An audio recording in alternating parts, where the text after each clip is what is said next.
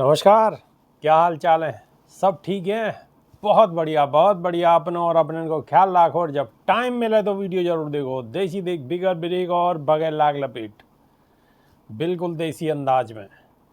हमारे साथ मौजूद हैं प्रोफेसर अरुणेश यादव, कांग्रेस के वरिष्ठ नेता हैं। सबसे पहला सवाल, राहुल गांधी जी एक वीडियो वायरल है और वहाँ में कहते हुए नजर आ रहे हैं कि प्रधानमंत्री जी कल आएंगे मोदी जी, तो उनसे कह देना खटाखट खटाखट खटाखट खटाखट। अब ये खटाखट क्या है?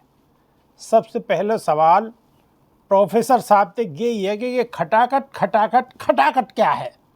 जो साहब खटाखट का जो मतलब है, देसी भाषा में राहुल जी ने ये कहा है कि खटाखट, वैसे इसका जो तात्पर्य है वो है बिल्कुल तुरंत, गद पद एकदम से, तुरंत फुरंत काम होगा।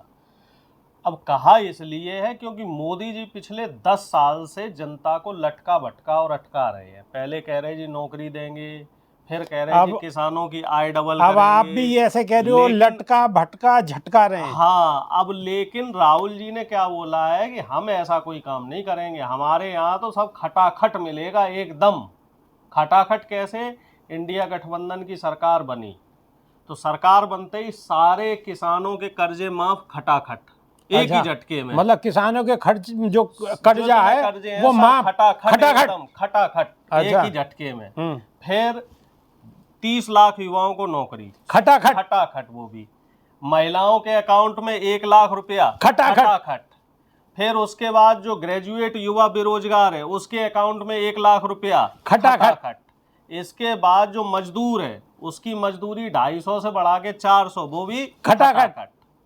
और आरक्षण की कैप 50% वाली हटा देंगे, जातिगत जनगणना होगी और जिसकी जितनी संख्या है उसको उतनी हिस्सेदारी मिलेगी, और वो भी खटाखट। कोई लटकाने भटकाने झटकाने वाला काम ही नहीं साहब। तो खटाखट को तो पूरा प्रोग्राम में बहुत लंबा चौड़ो, इतनी लंबी चौड़ी बिल्कुल डायरी लेके बैठे हैं। नहीं, कोई लंबा नहीं है, छोटा प्रोग्राम है। अच्छा, जो जनता के मुद्दे हैं उस पे काम होगा। अच्छा सीना ठोक के अच्छा, एक बात हो रही प्रोफेसर साहब, एक बात हो रही है कि 2 फेज के इलेक्शन होने के बाद में तीसरे में कॉन्फिडेंस कछु बढ़ तो जा रहा है, क्या राज है? जनता है, जनता का समर्थन मिल रहा है। और मोदी जी के जो वादे थे ना, जो ऐसे सीना ठोक ठोक के करते थे, मोदी की गारंटी, आजकल वो बच्चों वाले काम हो रहे। ऐसे लट्टू सा मिलकाते हुए मोदी जी जा रहे हैं गाड़ियों में, जहाँ भी जा रहे हैं चुनावी रैली में, कमल का फूल ऐसे लट्टू से मिलकाते हुए जा रहे हैं मोदी जी।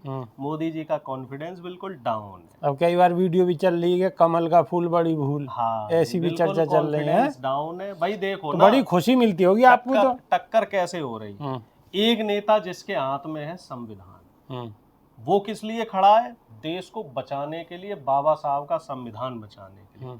और एक नेता, उसके हाथ में क्या है? लाइट जलता हुआ कमल का फूल, जैसे वो दिखा रहे हैं चारों तरफ जनता को। अरे भैया, 10 साल आपने जो काम किए वो दिखाओ ना, रिपोर्ट कार्ड लेके आओ कि साहब ये हमने वादे किए थे 10 साल पहले और उसमें से ये हमने पूरे कर दिया। अब हमें और समय दो जिससे बाकी काम किया जाए, क्योंकि किया तो इन्होंने कुछ है नहीं। पब्लिक को क्या किया है? सिर्फ लटकाया है, भटकाया है और झटकाया है, सिर्फ बेवकूफ बनाया पब्लिक को। अब आप सारे काम खटाखट कर दोगे। हमारे काम खटाखट होंगे। और तेजस्वी जी ने भी कल कहा ही है, उनका भी भाषण आजकल वायरल हो रहा है कि 74 साल की उम्र हो गई और मोदी जी को ज्ञान दान की बातें करनी चाहिए। और मोदी जी बताओ कैसी बातें कर रहे हैं। कहीं राहुल जी को जो है शहजादा कह रहे हैं, कहीं तेजस्वी जी को कुछ कह रहे हैं। उन्होंने भी तो पीठ ज्यादा कही है, तो सही तो कह दी, पीर ही दे रहे हैं वो। भाई, बुढ़ापे में आराम देना चाहिए बच्चों को। अब वो क्या कर रहे हैं? वो सब फालतू में परेशान कर रहे हैं। भाई, ज्ञान ध्यान की बात क्या परेशान कर रहे हैं वो? भाई, परेशानी तो परेशानी है। नौकरी दी नहीं युवाओं को, किसानों को एमएसपी नहीं दी, है ना। और जो मजदूर थे उनको भाई साहब वो श्रम कानून हटा के उनकी जो मजदूरी मिल रही थी वो भी खा गए, नौकरियां खा गए। और दिया कहाँ? सारा का सारा जो है खटाखट जो है उधर दे दिया अंबानी अडानी को, जो 22 अरबपति हैं उनके पास सारी प्रॉपर्टी। देखो ना, अब अगर आपकी सरकार आ गई, अगर गठबंधन की, इंडिया गठबंधन की सरकार आ गई, एक और दिलचस्प बात बताना चाह रहे हैं। बिल्कुल बताओ। ठीक है, दर्शकों को नहीं मालूम होगी। 2014 से पहले जो 2 तरह के टैक्स की होती थी व्यवस्था, एक डायरेक्ट और एक इनडायरेक्ट। ठीक है, डायरेक्ट टैक्स जो हम लोग देते हैं, जैसे हम लोग आटा दाल चावल ये जो सामान खरीदते हैं, इसे बोलते हैं हम डायरेक्ट टैक्स। और इनडायरेक्ट टैक्स कौन सा होता है? जो तनख्वाह से कटता है, या फिर जो बड़े बड़े उद्योगपति टैक्स भरते हैं, जिनकी प्रॉपर्टी अरबों में खरबों में है, तो सरकार उनसे टैक्स लेती है। क्यों लेती है? क्योंकि उनके पास ज़्यादा प्रॉपर्टी है और उनसे लेके गरीबों को दिया जाता है। तो 2014 से पहले उस टैक्स की व्यवस्था ये थी कि लगभग 65% इनडायरेक्ट टैक्स पूंजीपति देते थे और 35% हमारी जनता से लिया जाता था। और आज की डेट में क्या हो गया है? इसका उल्टा, यानी कि 65% ले रहे हैं, लगभग 65% ले रहे हैं गरीबों से। कैसे ले रहे हैं? आपने देख ही लिया, आटा दाल चावल तेल और डीजल पेट्रोल सब पे जीएसटी, कहीं 18%, कहीं 20%, कहीं 28%। और अमीरों को टैक्स में दे दी सब्सिडी सीधी 7% की।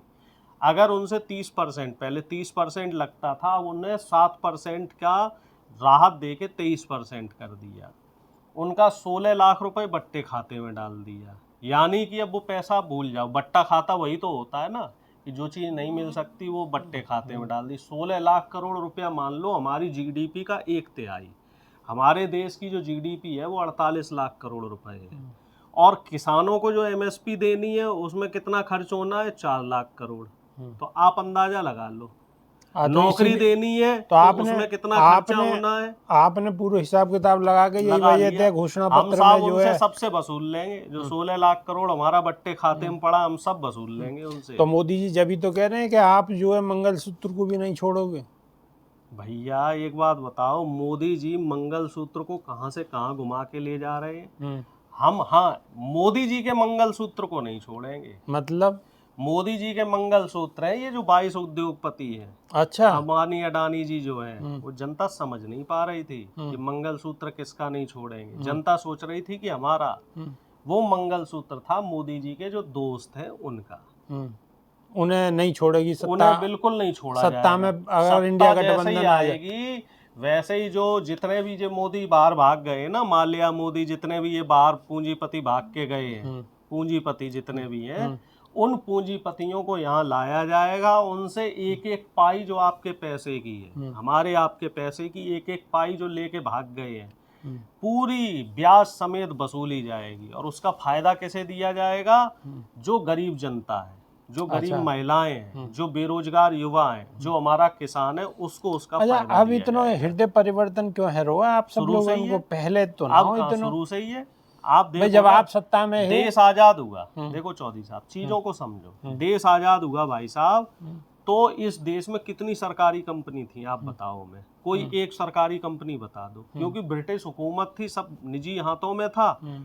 उन सारी कंपनियों को, टाटा से लेके जो नमक है, चाहे वो सुई है, सारी कंपनियों का राष्ट्रीयकरण किसने किया? हमने किया, कांग्रेस ने किया। LIC देख लो, जितनी बैंकें हैं वो देख लो, BSNL, MTNL, गेल भेल सब देख लो, सबका राष्ट्रीयकरण हमने किया, जिससे कि देश में एक व्यवस्था बने। जो बड़े बड़े वो थे जमींदार, जिन पे 500-500 एकड़, 1000-1000 एकड़ जमीनें, क्या कहना चाह रहे हो कि वो जमीनें मोदी जी पूंजीपतियों से लेके गरीबों को दी। आप क्या कहना चाह रहे हो कि जब तक मोदी जी आए कोई काम ही ना हुआ देश में? मोदी जी आए हैं तो क्या हुआ है कि जो 48 सरकारी कंपनी थी उन निजी हाथों में दी गई। देश का लाल किला तक निजी हाथों में दे दिया आपने, और तो छोड़ दो। एक समय BSNL सबसे टॉप की कंपनी हुआ करती थी, आज BSNL वेंटिलेटर पे है। LIC टॉप की कंपनी हुआ करती थी, आज LIC मरणासन है। देश का हमारा जो RBI का रिजर्व फंड अरबों रुपया, वो भाई साहब रिजर्व फंड भी मोदी जी ले गए। अच्छा, आप एक बात और बताओ कि सब वेंटिलेटर पे है, तो ये वेंटिलेटर पे ये सारी जितनी भी कंपनियां, ये सब वेंटिलेटर पे आप बता रहे हो, तो मोदी जी ने कांग्रेस भी तो वेंटिलेटर पे पहुंचा दी। ये तो मोदी जी का भ्रम है। कांग्रेस ना कभी वेंटिलेटर पे थी ना होगी। ये तो एक क्या है, एक समय है। मोदी जी ने झूठ बोला, सपने दिखाए 15 लाख का, 2 करोड़ नौकरियों का और तमाम अगड़म जगड़म के सपने 10 साल तक देखते रहे लोग। सपने दिखाए लोगों को लगा कि हाँ भाई हो सकता है कोई व्यवस्था परिवर्तन हो जाए। अब मान लो आप गुलाब जामुन खा रहे हो, आपने अपनी जिंदगी में 20 साल 30 साल गुलाब जामुन खाया, अब आपको कोई बाहर की मिठाई बताई जाए कि साहब ये विदेश की मिठाई और इसका स्वाद ऐसा है वैसा है वैसा है, और आप हमें पावर दो, हम आपको वो मिठाई देंगे, तो पब्लिक को लगता है यार ये गुलाब जामुन तो बेकार चीज है, हम वो मिठाई खाएं। अब वो मिठाई के सपने दिखाए मोदी जी ने, और मिठाई के सपने दिखाने के बाद पहले 5 साल तो ये बोलते रहे कि यार वो पहले 50 साल की 60 साल की गंदगी साफ करनी है।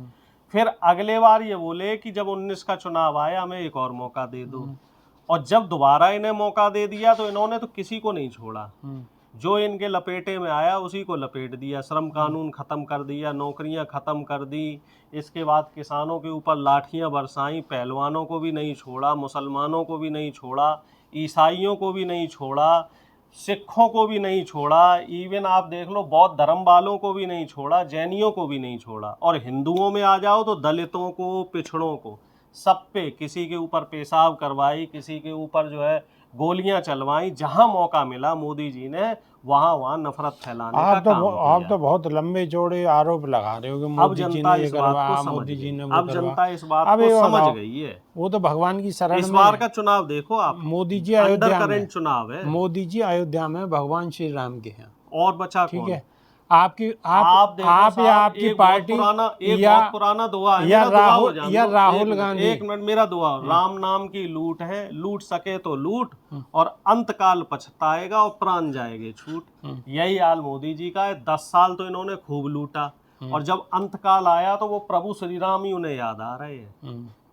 कहाँ मोदी की गारंटी से शुरू हुए थे, और कल परसों जाके वहाँ लमलेट हो गए प्रभु श्री राम के सामने कि हे भगवान अब बचा लो, अब तुम्हारा ही आसरा अब तो मतलब शरण में पहुंच गए, अब तो श्री राम बचा ही भगवान भी पापियों का साथ थोड़े ही देते हैं। अच्छा, इधर तो राहुल गांधी जी ने कह दी कि जिस दिन बीजेपी को सत्ता से बाहर करूंगा तभी प्रभु श्री राम के दर्शन करने आऊंगा। अच्छा, दृढ़ संकल्प है, दृढ़ संकल्पित है। जैसे मर्यादा पुरुषोत्तम राम दृढ़ संकल्पित थे कि दशरथ ने बोल दिया था, भगवान राम के पिताजी ने, दशरथ जी ने बोल दिया था कि 14 वर्ष का वनवास, तो वो दृढ़ संकल्पित थे कि साहब वनवास पूरा करके ही आऊंगा, पापियों का नाश करके। तो मतलब भगवान श्री राम कुछ नहीं करेंगे, मतलब राहुल गांधी करेंगे। राहुल गांधी जी के ऊपर सभी भगवानों का आशीर्वाद है। अच्छा। और आप देखो ना, उनका कॉन्फिडेंस लेवल देखो, उनकी बात करने का तरीका देखो, जनता से जो कनेक्ट कर रहे हैं, कॉन्फिडेंस लेवल देख के ही तो हम कह रहे हैं खटाखट खटाखट खटाखट, मतलब ये भाषा शैली पहले नहीं थी, अब ये कॉन्फिडेंस ही है कहीं ना कहीं जो खटाखट खटाखट खटाखट चल रहा। जनता का प्यार है। अब देखो ना, एक एक करके बीजेपी सेल्फ गोल करती जा रही है। जेडीएस के साथ गठबंधन किया, पहले हमारा हुआ करता था,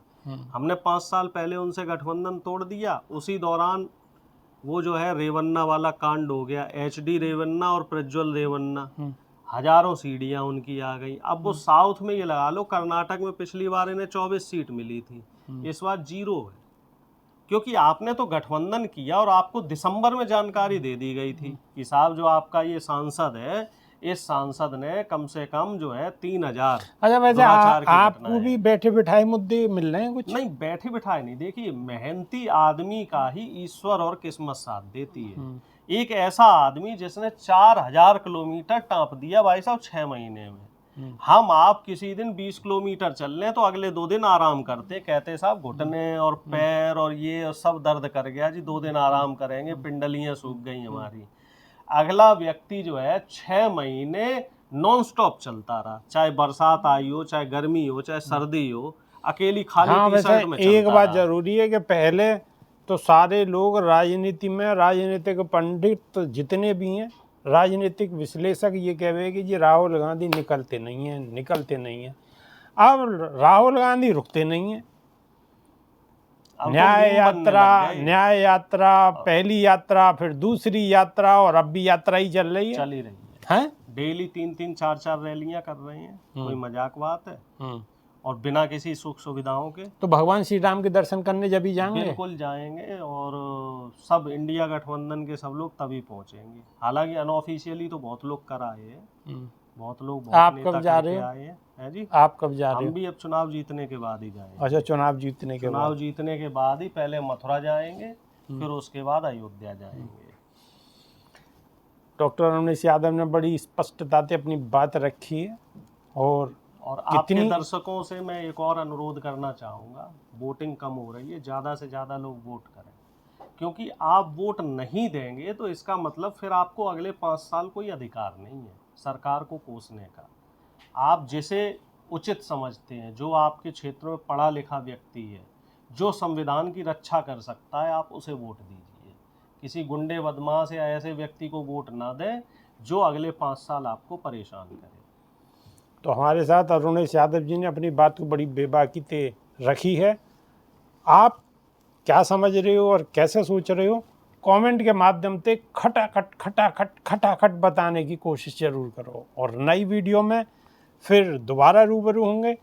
जब तक के नहीं देसी देख बिगर ब्रेक और बगैर लाग लपेट बिल्कुल देसी अंदाज में। बहुत बहुत धन्यवाद। जी, धन्यवाद। नमस्कार।